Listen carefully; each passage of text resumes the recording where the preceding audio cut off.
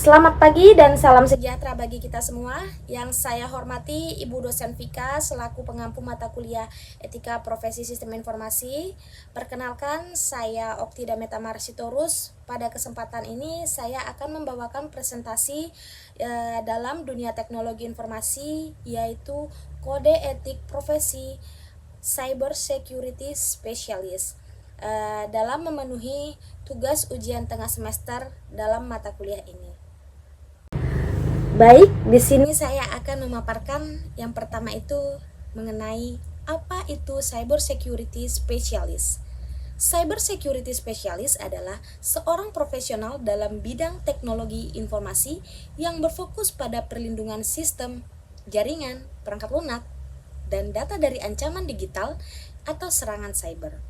Profesi ini merupakan garda terdepan dalam menjaga keamanan informasi, baik di sektor pemerintahan, swasta, maupun organisasi internasional. Lalu di sini saya akan menjelaskan peran utamanya. Yang pertama itu ialah mencegah dan mendeteksi serangan cyber seperti hacking, malware, ransomware, phishing, DDoS, dan lain-lain. Kemudian yang kedua, melakukan analisis risiko dan audit keamanan terhadap sistem dan jaringan. Dan yang ketiga, merancang dan mengimplementasikan kebijakan keamanan sesuai standar industri.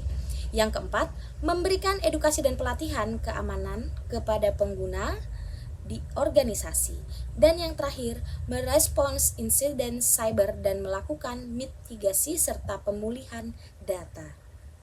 Lalu, untuk tugas dan tanggung jawabnya yaitu memasang dan mengelola firewall, antivirus, serta sistem deteksi intrusi.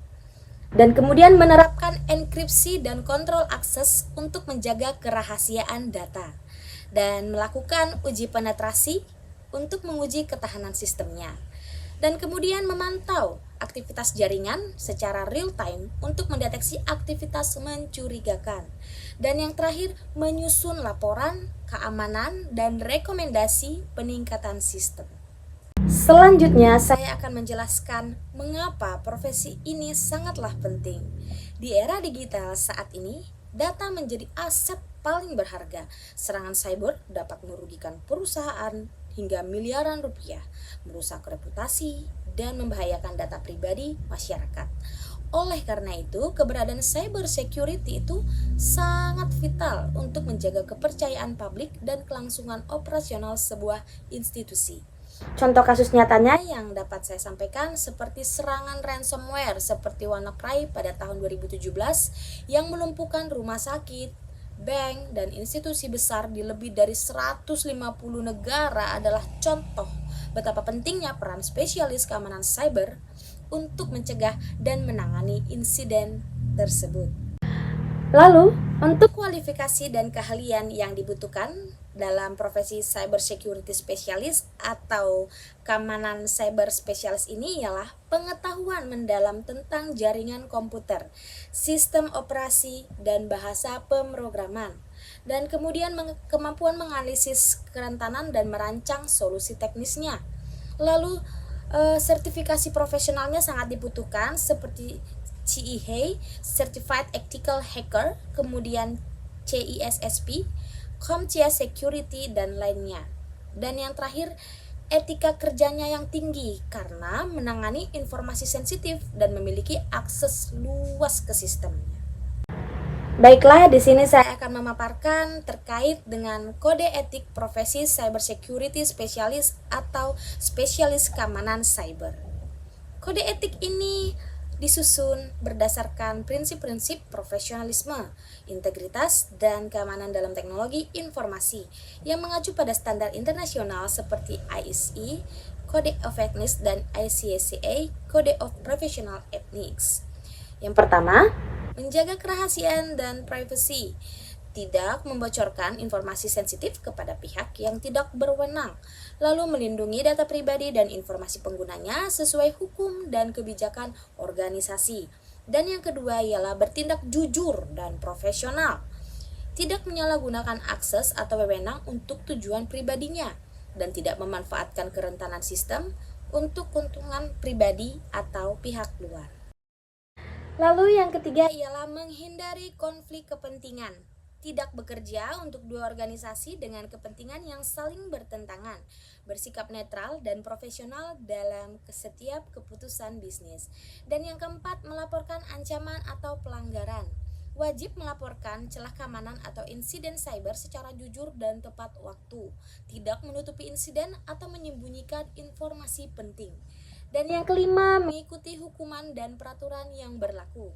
Taat terhadap peraturan lokal dan internasional tentang perlindungan data, misalnya Undang-Undang IT, GDPR.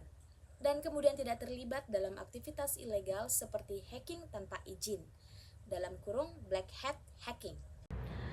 Kemudian yang keenam, terus mengembangkan kompetensi diri, belajar teknologi dalam metode baru secara terus-menerus.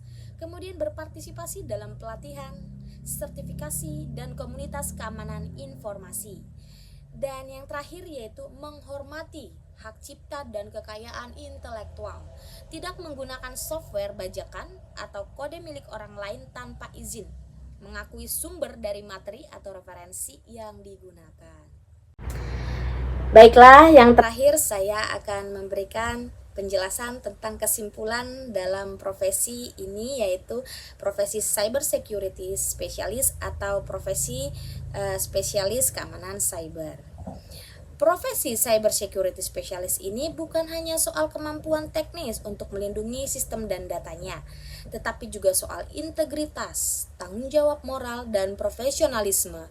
Di era digital yang serba terhubung ini, ancaman cyber semakin kompleks dan canggih, sehingga peran etika dalam menjalankan tugas menjadi sangat krusial.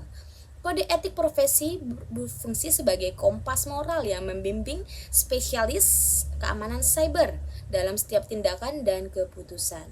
Tanpa etika, kekuasaan atas akses data dan kontrol sistem dapat disalahgunakan, yang pada akhirnya merugikan individu, organisasi, bahkan masyarakat luas. Yaitu martabat profesi ini sangat dibutuhkan ya. Demikianlah presentasi saya mengenai kode etik profesi cyber security specialist.